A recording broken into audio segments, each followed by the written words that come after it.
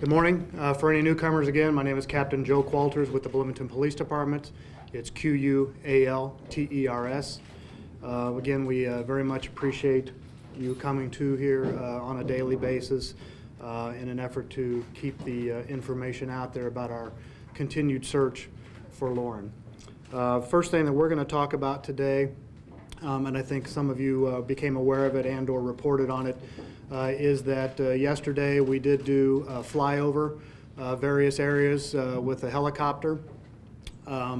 We checked various waterways within the county, as well as railroad tracks and that type of thing. Pretty typical things that you would fly over. We also checked rooftops and that type of thing. What we view this as is yet a secondary type search, or yet another opportunity to make sure that we have covered all the bases and given a thorough examination to the best of our ability, not only on foot by officers and searchers and that type of thing, but also with the other technology that's out there, and that would certainly include the helicopter. The other thing that it allows us to do too is to take some pictures and provide us with an aerial view of some of the locations that we're talking about. As you can tell, there's a lot of construction and that type of thing going on in the downtown area, but what we would like to do is try to preserve this particular area that we've focused on or become aware of, and we would just like to prefer that. So we anticipate that there may very well be yet additional flyovers with the helicopter. So we'll let you know when that takes place. We're entering now the second week of the full week, if you will, of the investigation, and we are going to expand those that we interview to include what we would consider maybe a secondary tier of individuals. And I think I spoke of this yesterday, which would include friends, associates, and that type of thing, in an effort to find out more information about Lauren or any other folks that might be of interest to us. So that's something that we're going to continue to focus on. And I think what I'd like to touch on a little bit too is that early on in this investigation, the number 10 was floated as far as the folks, or I think they were labeled persons of interest and things like that. I think what I would like to do is maybe kind of reset our compass a little bit in understanding that while that may have been an initial number of individuals that were immediately identified to us as those who had some contact with Lauren prior to her disappearance, keep in mind that that is a fluid number for us. That is simply a number that was thrown out early on during a press conference when Lieutenant Parker was standing up here, and at that time that was an initial number they had of individuals that we may have needed to speak to simply because they came to our attention. But keep in mind that is a number that changes every day. Because of the people that we do speak with and the people that we do interview, that number can change. The people can change and that kind of thing. So I've noticed that there has been some focus on that number 10, and I just want to get it out there that while that may have been an initial number, keep in mind that number changes on a daily basis as our interviews continue throughout this investigation. The next thing that has happened over the last 24 hours would be that there has been a national search expert that has arrived in Bloomington to assist us with the search efforts. This individual is affiliated with the National Center for Missing and Exploited Children, and they will work in conjunction with and in complement the other national search group that has arrived here in Bloomington. And we are extremely pleased with and could not ask for better cooperation from members of this community who have come out on a daily basis to participate in the searches. What this does is simply allows us, we have stepped up to the next level in trying to gain and capitalize on the expertise of individuals who have had this on a national level and on a national scale. So if nothing else, what this does is essentially allows us to get more information on how we can do things better, how we can best have the best result in our continuing effort to find Lauren. So that is something else that has taken place. Yesterday there was seemed to be some discussion about I may have come off as appearing directionally challenged with one of the questions that came out, and you know, perhaps that was just a misunderstanding on my part of how the question was phrased. But I think in our effort to try to address what we've been speaking of over the last week about the area and that type of thing, once we get our video analysis completed, we are contemplating trying to provide some type of mapping as well as a time frame, and we hope to be able to do that in some type of a visual aid so that you folks will have a better understanding of what we've been talking about and what we know about related to the area that we've spoken of. So we hope to have that completed, and perhaps we'll have that available by tomorrow or Wednesday, but that is something that we're you know, hoping to do, to have you folks have a better understanding of what the area that we're discussing and the time frames and that type of thing, simply because you know, there seems to be a lot of discrepancy out there, either because of my misunderstandings or information that's been provided, but hopefully we can get that out there very soon so that you have an understanding, and again, we hope to be able to do that in a visual aid. Lastly on my list would be another thing that we are working on is from that same video analysis would be video enhancement of a vehicle or a couple of vehicles that we may request information from the public. And I'm not in a position at this point to tell you exactly what type of vehicle, what color, or anything like that, and please allow me to explain why. If we simply float a particular vehicle or a particular color of vehicle, the problem is that our investigators will be inundated with probably what we would consider false information, or we'd be chasing down a lot of leads potentially unnecessarily. And I think what we would like to do is to make sure that once that video is enhanced, and we're hopeful that that will be coming very, very soon, idealistically, if there is any type of logo or writing or anything like that, obviously we're going to be able to make that connection very quickly to place that for a particular business or an individual or something like that. So if we can do that, obviously we know exactly where to go. Other than that, if we can get the best quality product out there from whatever enhancement is able to be done, then we are able to put a more specific type of vehicle out there, and in essence minimize the number of phone calls that we get that will allow us to focus more specifically on the vehicle and or the individual that may have been driving that. Now, again, what I want to caution against is that that is not meant to say that we have then made a leap that this person is responsible for anything related to Lauren's disappearance. I think what we would like to present is this is a person at this point that may very well have information for us that could lead us to you know, circumstances that may have led to Lauren's disappearance. So again, this is not to be identified as a suspect vehicle or a vehicle of interest or anything at this point. I don't want us to make that leap. All I'm simply saying is that this is something that has caught our attention. We are working to enhance that video in an effort to put that out there, and once again, much like everything we've done, our only focus is to get information out there in an effort to generate tips from the public. Okay, those are the 5 items that I have on my list. I will open it up to a few questions here. Joe, could you Chris? talk about which video you're gathering this car information from? I mean, there's a number of cameras I know, so which... Yeah, and quite frankly, I'm not sure that I've got an exact handle on, you know, which location or which video we may be speaking of specifically.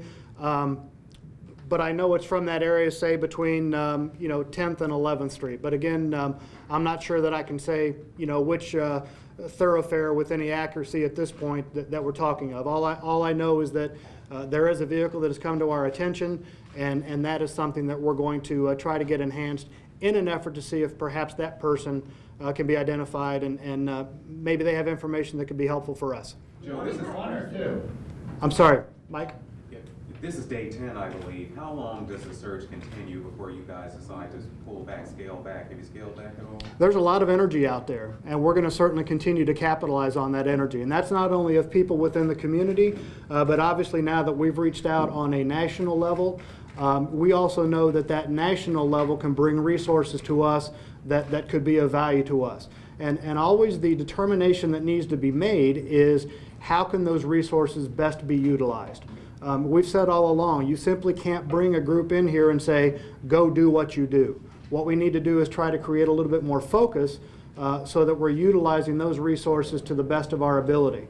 But again, we feel pretty confident that the national expert that's arrived here obviously has access to a lot of different groups that have been utilized before on a national scale, and a lot of talent that comes for the individual circumstances for which they might be utilized. So we think there's a lot of energy out there.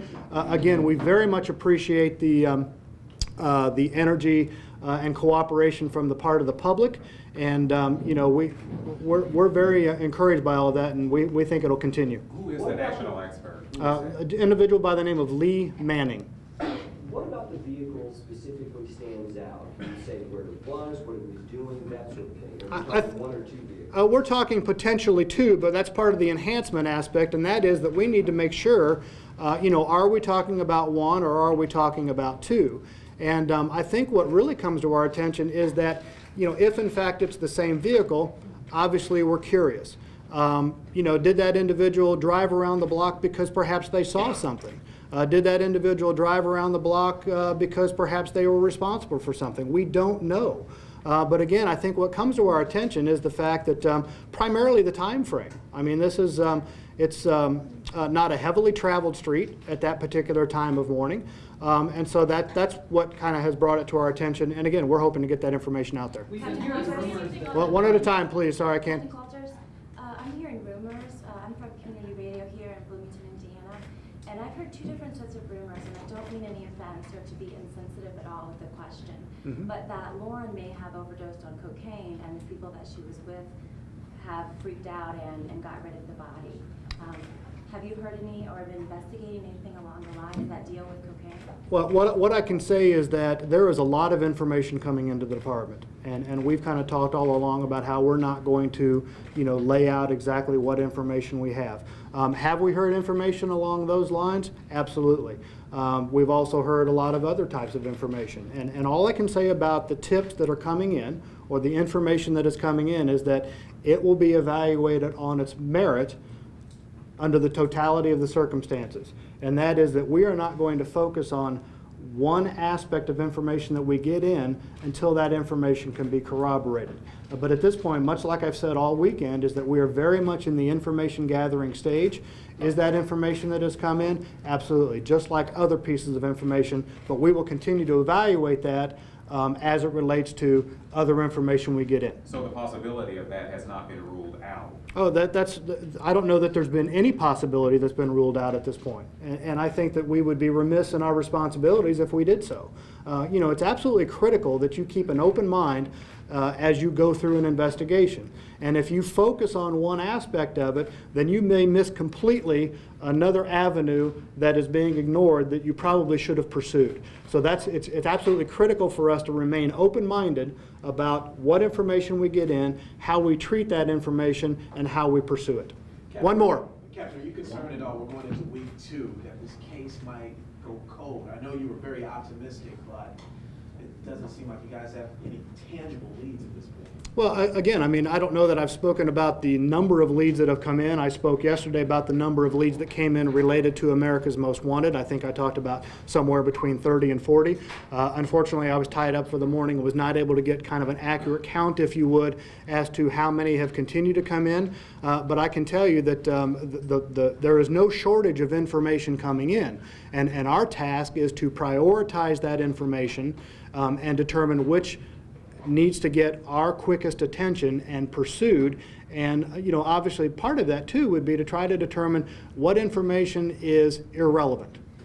You know, and so that's kind of our task at this point. But there is no shortage of information that's coming in, and there is no shortage of information that is being pursued. And I can assure you that there's no shortage of energy on the part of the investigators who are committed to doing what needs to be done here, and that is in our continuing effort to find Lauren.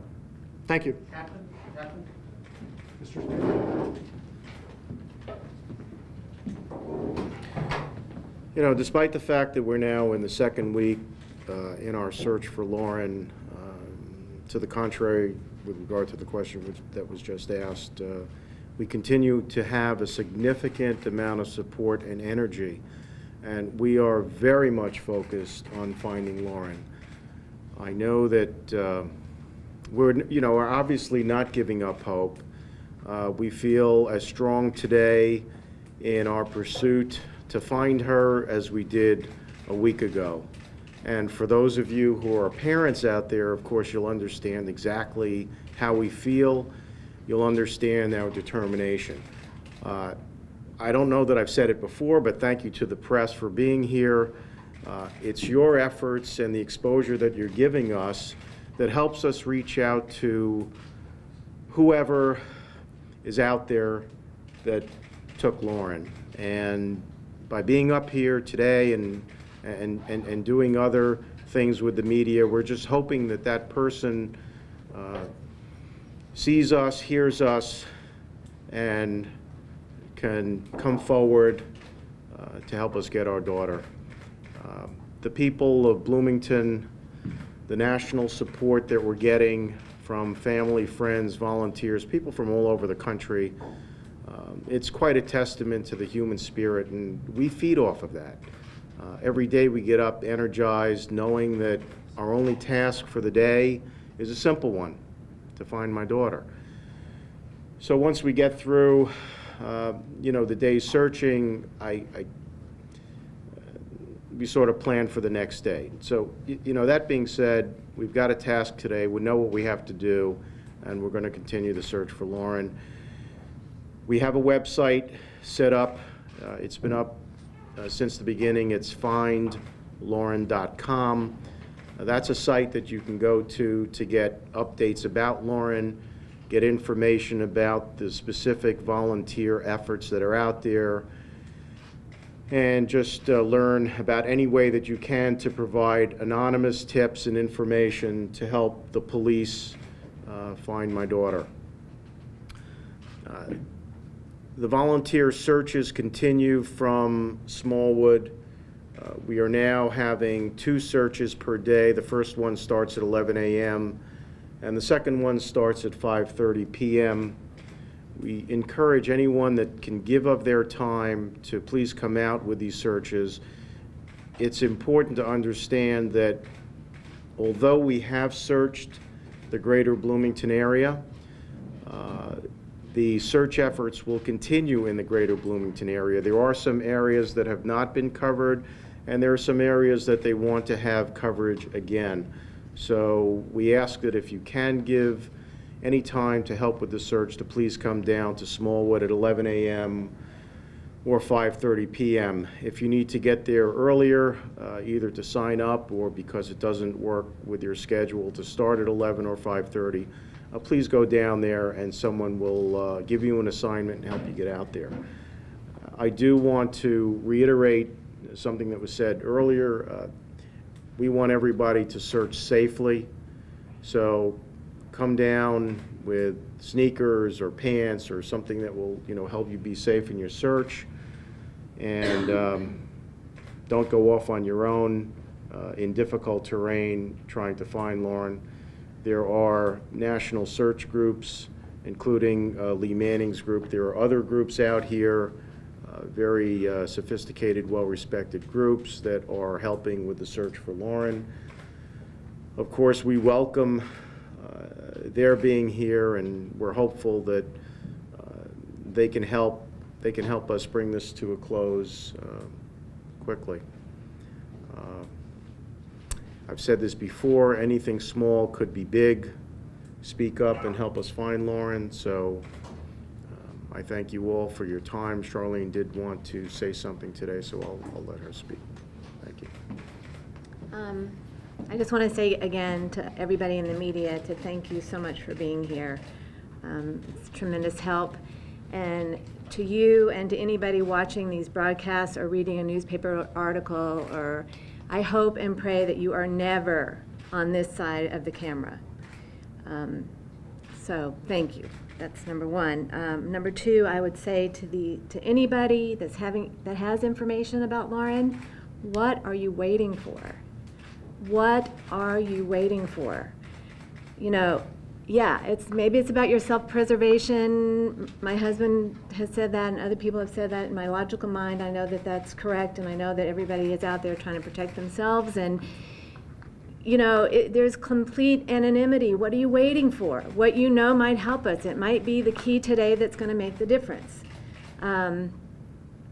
Again, I'm Charlene Spierer. My daughter is Lauren Spierer, and it's one of the greatest joys of my life to say that. If you would just indulge me, I'd like to just read you one little thing that Lauren wrote that might give you some insight to who our girl is.